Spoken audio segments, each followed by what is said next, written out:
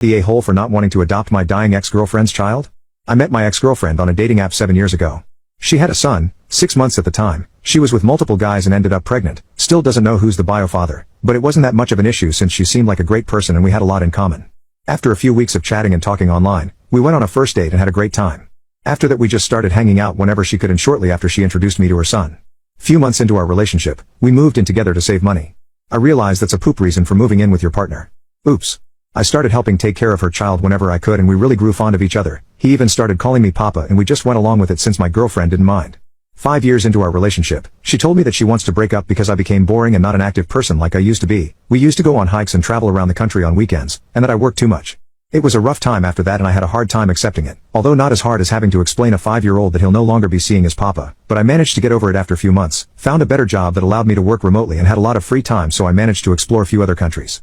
Clearly, I was winning the breakup. Few days ago, I got a call from my ex. She said that she is sick and is in the hospital. They removed one of her breasts, but recently they found a tumor in her other breast and will need to have it removed as well. She is scared that she might die if it doesn't work out and asked me if I would be willing to become her son's legal guardian and adopt him, since she has no one else to ask. I live a different lifestyle now, travel a lot and invest in myself, so I told her that I can't do that. She told me that her son misses me and would love to see me, but I said no again and she started crying and calling me names, before cutting the call. I talked to my sister and parents about this and they told me that it's a effed up thing to refuse it, after all those years spent with them.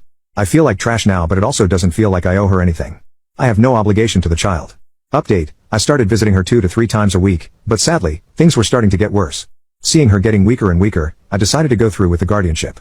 Hired a lawyer, did tons of paperwork, interviews, investigation, and finally found the bio dad.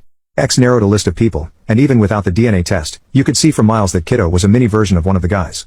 Both X's mom and bio dad signed the consent and waiver. After 2 months, the judge made his decision and I finally became a legal guardian. Sadly, my ex passed away, roughly 3 months ago. After which I started the adoption process, that still goes on.